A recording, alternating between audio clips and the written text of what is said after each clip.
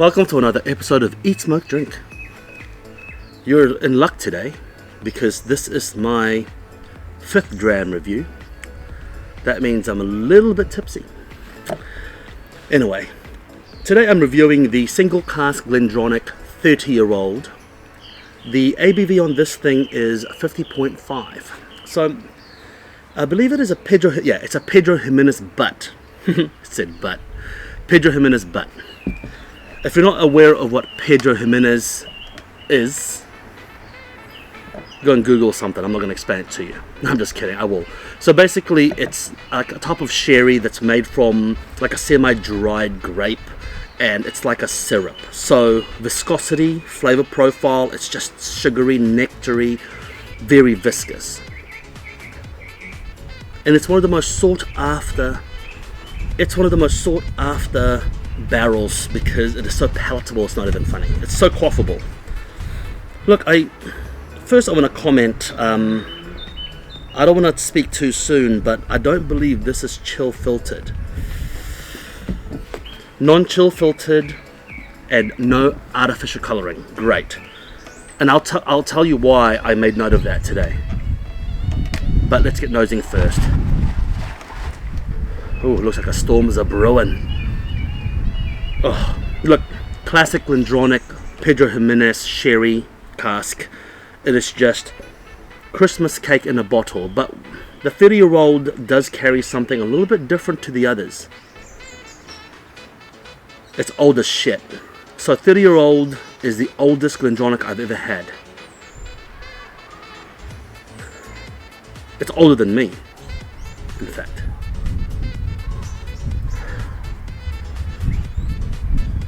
Christmas cake spice, cinnamon,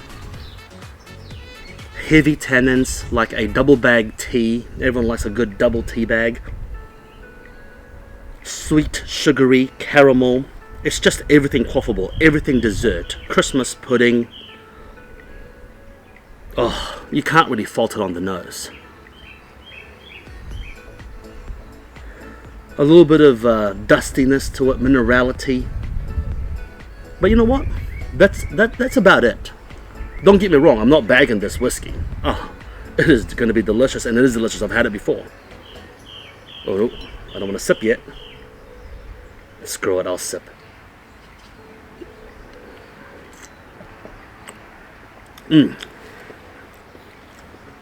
Heavy tannin, a slight savouriness, earthiness. I can taste that fungal funk from the cask. Yeah, Christmas cake in the bottle with the really heavy fungal, slight sulfuric aftertaste. I'm not really getting much smoke in there. Slight metallic-y aftertaste, like an iron, like a rare steak. But here's the problem. It is extremely quaffable. I mean, it's a gorgeous whiskey. I mean, really, it really is. I love it. Like, I can't tell you that I don't like it. Sorry about that, I ran out of battery. So, where was I? Yes, I was about to start bitching. So, my gripe with Glendronach now is that they've now been bought over by the owners of Jack Daniels. Now, I don't want to start with Jack Daniels. I mean, it's alright, but they're going to start chill filtering their whiskies. Not these ones. I can tell you right now, if they start chill filtering their single cask releases, I will probably stop buying them. I will. Because chill filtering, to me, adds such a difference.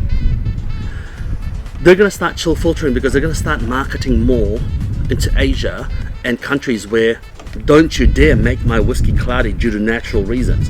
It's just ridiculous to me. It's just ridiculous. So, from what I've heard, and Glendronach, feel free to correct me here on the comments below, they're going to start chill filtering their core range. Not the single barrel, but the core range. So, I buy the core range occasionally for our tastings, whiskey tastings, and